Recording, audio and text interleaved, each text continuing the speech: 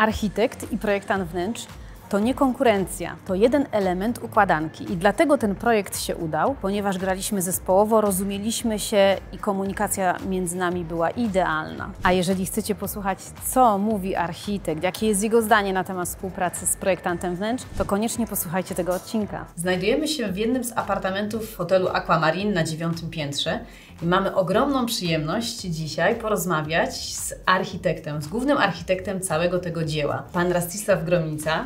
Veľmi sa cieszymy a dziękujemy, żeście sa z nami stretli dnes. Ja dziękuję. Pan Rastisław, co było waszą największą wyzwą przy tym to wielkim, obrovským, úspešnym projekcie? Práve ste to povedali, že ten projekt bol veľký. Bol enormne veľký a relatívne za krátky čas. Bolo to tak obrovské. Má to 234 apartmánov, spústu doplňujúcich priestorov.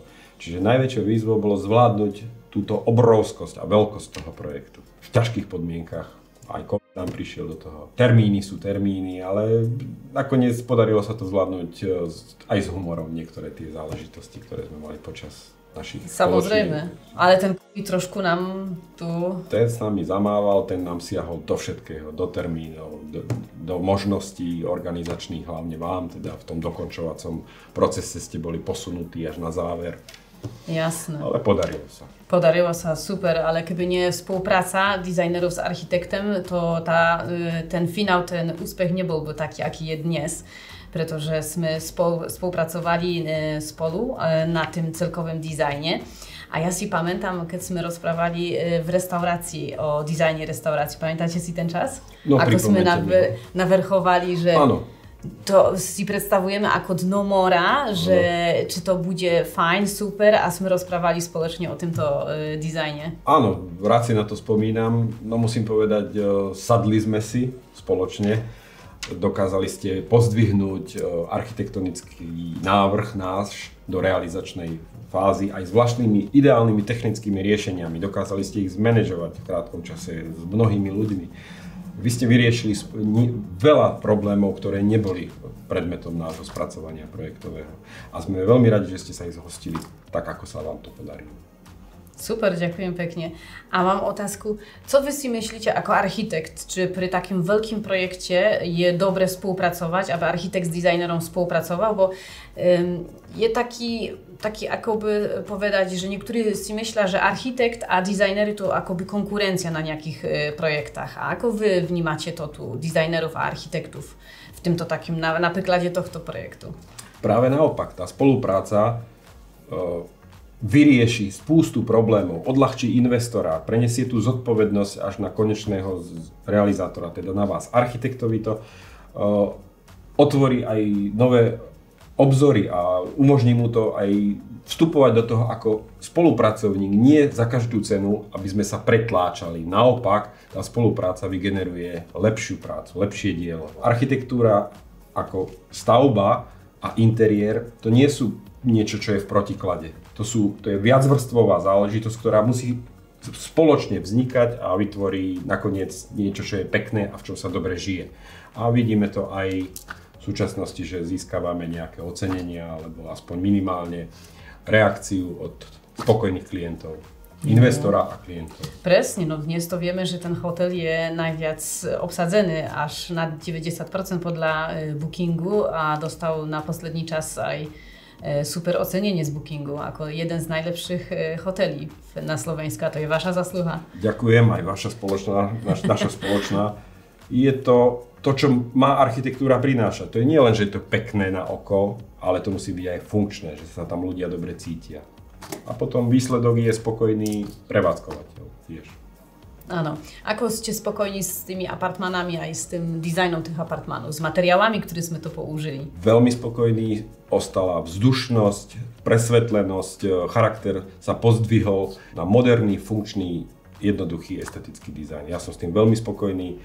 Pre mňa, až som nevedel skôr, čo má väčšiu hodnotu pre mňa, či riešenie lobby vstupného priestoru alebo apartmánov, ale s týmto ste ma veľmi potešili, s tým riešením samotných apartmánov. Super, veľmi sa teším. Vy si pamätáte, že kde sme sa prvýkrát stretli ešte? Tu.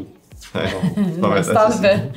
A viete, ja som mal vtedy takú veľkú náhodu, že ja som vás vlastne stretol ako hlavného architekta, ja som tu prišiel tak len Čo sa tu stavia? Zhodou náhody, že čo sa tu stavia s katalógom ešte dokonca aj druhej firmy, ktorá robila len banketový nábytok, s čím som začínal. A v podstate vás som stretol, ako videl som, že super, niekto ide s veľkými výkresmi, tak to bude asi nejaká dôležitá osoba, idem za ňou. A vy ste akorát mi vtedy povedali, že super, zhaňáme niekoho na interiér. No ja som práve mal tú neistotu, lebo bolo to na mne, že to mám ja rozkresliť, nájsť, zhotoviť, dodávateľ, nakresliť to tak, aby to niekto vedel vyrobiť. A tu boli betonári. Čiže tu nebol nikto, keby sa dalo komunikovať. Doktor si myslel, že ideme plynulo až do záveru. A ten záver bol, ja som mal hrôzu z toho, že kto to vlastne bude, koho mi dajú ako partnera. Oni stále nikoho nemali. Náhoda chcela, Tomáš sa tu zjavil. A vtedy som aj naznačil vám, že nebude to ľahké sa dostať do tohto súkolia ťažkého, lebo ja som ho poznal zvnútra, ako to funguje. A hľadali sme aj spoločne potom už s vami, ako a kedy v správnom čase, ako zapôsobiť na investora, ako sa do toho vkliniť a ako rozvinúť tú spoluprácu. Vy ste tí praví, vy to dokážete a mne to pomôže v tom, že my to spoločne urobíme rýchlejšie a lepšie. Ja som nemal tú ambíciu doťahovať všetko do posledného riešenia.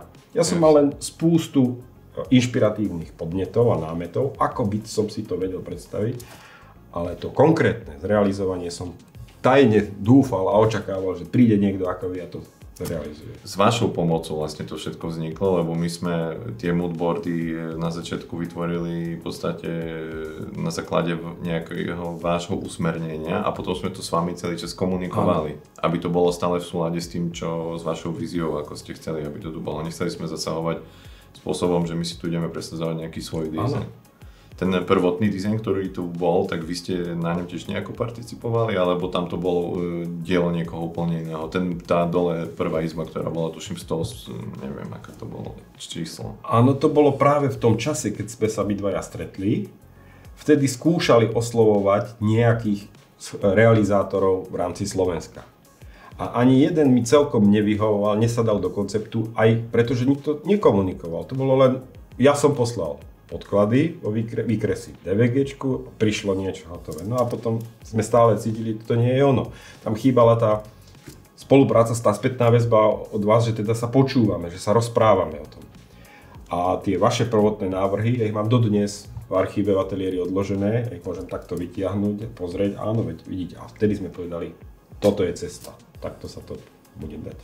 A vtedy sme sa snažili vyeliminovať tých, ktorí to tu predkladali a takto hádzali. Bolo to aj z Bratislavy, aj z východu, aj zo západu. Čiže prvý krok bol úspieť u vás, potom úspieť u investora a potom ešte tretí krok úspieť u prevádzkovateľa, lebo aj oni mali dosť dôležité slovo. To už, áno, to bol ten záver, kedy tie najväčšie tlaky. To, čo ste povedali, to vyšlo 100%, že to bolo dosť náročné ako dostať sa na tento projekt. Áno. Z toho, co ja vnímam, že sú nejaké veľmi dôležité veci, hodnoty, które hovoria o tym, że wyście byli z nami spokojni, że nie każdy inny, który tu chciał niečo robić, dodawać, tak nie miał to, cośmy my mali. Okrem designu, ale aj te vzťahy boli také, že aj tá komunikácia bola lepšia. Tak to chápem dobre. Áno, pretože vy ste ma počúvali a boli ste ochotní nejakým spôsobom, nie ma len vypočuť, ale aj pozdvihnúť tie nápady a ich pretaviť do hotového diela zrealizovania. Tie iné, ktoré sa sem predkladali, tie boli hotové bez diskusie a bez komunikácie.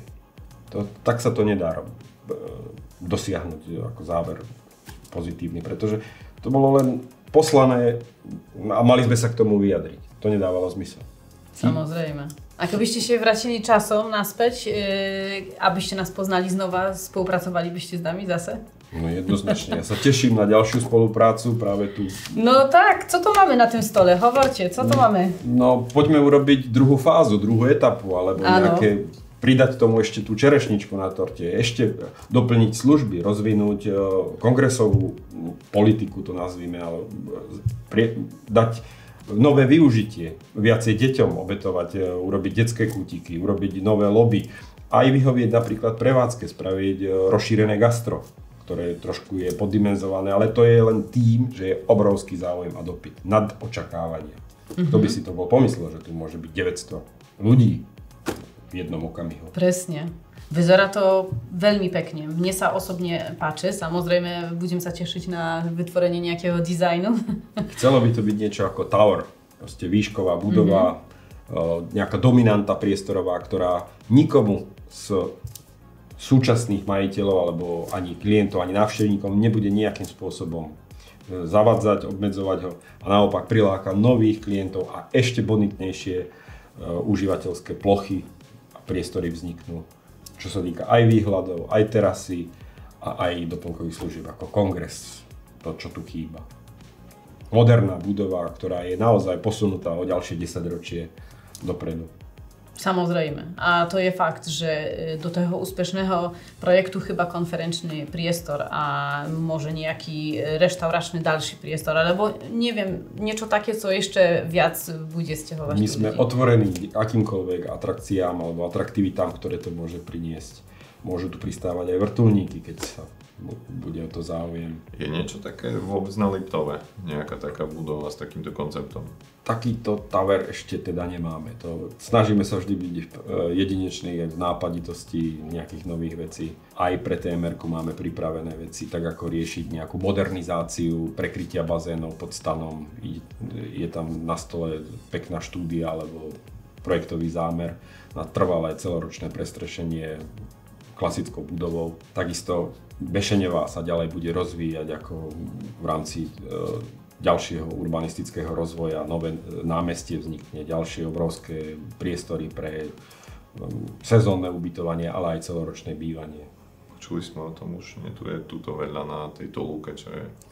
To je tu na tejto severnej lúke, no tak to je ešte posledná vec, ktorá len minulý týždeň dostala stavebné povolenie. Je to zábavný park, celoročný teda,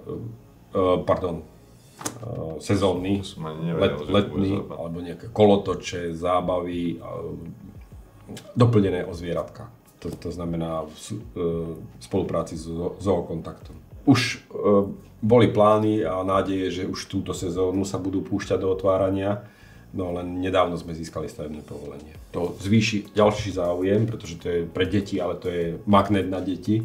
Ale zároveň je to aj nejaká aktivita, ktorá ako keby odľahčí zaťaženosť vodnej plochy, teda okolia bazénov a stiahne 200-300 ľudí aj do toho zábavného parku, ktorý má byť tu. Ale majú to byť stále tí istí klienti a nová služba doplnková. Ja som sa chcela ešte spýtať, že samozrejme pri tak veľkým projekte určite ste hrdí na tento projekt i máte taký pocit, že je to tak, ako ste si predstavovali to všetko, alebo nie do konca všetko je tak, ako ste si predstavovali? Ja som naučený žiť s kompromismi. Viem, že keď sa podarí maximum a viem, že sme preto urobili všetko, tak som s tým spokojný. Tak ako veľa vecí viem, ktoré sa dali urobiť ešte lepšie, ešte kvalitnejšie, alebo ešte niektoré nápady zostali v šuflíku. Takisto v dizajne človek stále hovorí, a ešte mohlo by to byť pekné. A to viem, o čom rozprávate. Áno, ale ľudia nie všetci to vnímajú. Áno. A Výsledok je dôležitý, keď sú spokojní, šťastní, keď prídu znovu, keď sa vracajú ľudia. To je najviac dôležité. Často to počúvam ako náhodný chodec alebo českí klienti, ako sa tu dobre cítia, aj z Poľska ľudia. Preto sem chodia. Je to vidno na návštevnosti. Takže. Jasné. Počuli sme dnes na parkovisku. Aj pri recepcii, že je veľmi veľa Poliakov aj z Česka ľudí. My sme radi. Super. Lebo v Poľsku je určite veľa na mnohých miestach atrakcií, ale keď ich táto jedna priláka ku nám, tak my sme spokojní. Jasné. A co byście odporučili alebo povedali budúcim inwestorom alebo inwestorom, ktorí chcú ísť do hospitality trhu, do hotelu, wstawania, rekonstrukcji, takie najviac tri dôležité veci, aby ním sa do toho dostaną, zaczną robić, to co byście im povedali ako skúsený architekt? Ak investor dôveruje architektovi, nech mu nechá ten stupeň dôvery, aby aj architekt si mohol vybrať spoluprácu na dotvorení interiéru, a ktoré architekt dôveruje realizátorovi interiérov, tak je to potom ideálne, keď investor nechá tú dôveru na architektovi prenesenú potom na realizátorov interiérov. A naopak, ak investor má prvý kontakt s realizátorom interiérov, tak je potom výhodné, keď vy ako realizátor interiérov poviete, my s takýmto architektom vieme spolupracovať a naše spoločné dielo nás bude všetkých reprezentovať, aj toho investora. Čo chce investor? Najmenej zaplatiť a dostať najvyššiu kvalitu. To vieme aj my. Áno. A keď tieto karty sú otvorené a všetci ich poznáme, tak vieme s nimi hrať a výsledok je tak, že vyhráme v tej partii všetci. Ja ešte by som sa chcela vrátiť do toho času Bol pekný projekt, začal sa realizovať a nagle ťah, pach i nás zastavił. Co było pre vás najhorsze w tym Najcięższe, co si wiecie wspominać, że to było naozaj ciężkie, a nie wiedzieliście na zaczątku, jak to wyrieszyć, bo jakie były te największe problemy i jak sa wam podaryło wyrieszyć te problemy w tym ciężkim czasie? No, ten čas znamenal to, že ľudia sa zasekli a chýbal osobný kontakt v komunikácii, aj so zhotoviteľmi, aj počas kontrolných dní, aj mimo nich. Ľudia boli zaseknutí, že nevedeli, čo bude o týždeň, zajtra, čo bude o mesiac, či budú faktúry preplatené, či sa vôbec niečo naštartuje, lebo tu bolo aj stop, úplne, že pozastavená stavba, tu nebolo nikoho. Áno. Takže zrazu sme dostali veľký strach. Najťažšie bolo tých prvých pár okamihov a potom už nejak sme si na to zvykli, človek je adaptabilný, tak sme našli spôsob, ako to cez to prejsť. No, našťastie sa to podarilo. Tym pádom najviac že to sa stoplo a wszyscy pocítili strach, že co bude. Strach a neistota. Krátkodobá bola. Našťastie dokázali sme sa z toho postaviť. Ja si to aj pamätám, dokonca vtedy som vám volal, bolo dlhšie ticho a vy ste vraveli, že nevieme, čo bude s týmto projektom, lebo aktuálne je situácia taká, že celá stavba stojí. Áno. Pozastavenie platieb, to malo dopad na každé. To było takie obdobie, że każdy nie wiedział, w którym smerom a kam iść, co robić, a tak dalej, a tak dalej. Ale na koniec podariło się, że ste si sadli do jednego stoła, a rozprawaliście, że idziemy dalej, że keď sa povedalo A, tak idziemy do B, a kontynuujemy. Co ma być, to bude. Bo tak naozaj to już, że zastopujemy stavbu a nic sa nebude dziać. To nikam nie wie. To išlo do takiego systemu, w Polsku sa powie na ten system kondo, że te apartmany sa predawają ludziom. To znamená, że oni i tak już zapłacili nejaké zálohy a očakávajú, aby sa to pokračovalo. Tym pádom ste sadli a našli riešenie také, aby sa pokračovalo dalsze. Tak myslím si, że na záver chcela som sa spýtať, czy takiemu inwestorowi, który robi obrovský projekt, alebo menší rekonstrukciu, odporúčate spoluprácu tak, ako myśmy spolupracovali na tomto projekte dizajnerov a hlavného architekta? Jednoznačne áno, už som to aj spomenul. Architektovi to odľahčí povinnosti, prenesie zodpovednosť na realizátora, investorovi takisto to odľahčí starosť, keď si sadnú na začiatku alebo vedia dopredu o sebe realizátor a aj navrhovateľ interiérov, lebo voľná ruka bola veľká aj u vás, ale dôležité je stále sa rozprávať a počúvať. Jednoznačne to odporúčam a teším sa na ďalšiu spoluprácu. Či už to bude tu, alebo niekde inde. Super, veľmi ďakujeme i cieszymy sa aj na spoluprácu s vami. Všetko najlepšie. Ďakujem. Ďakujem.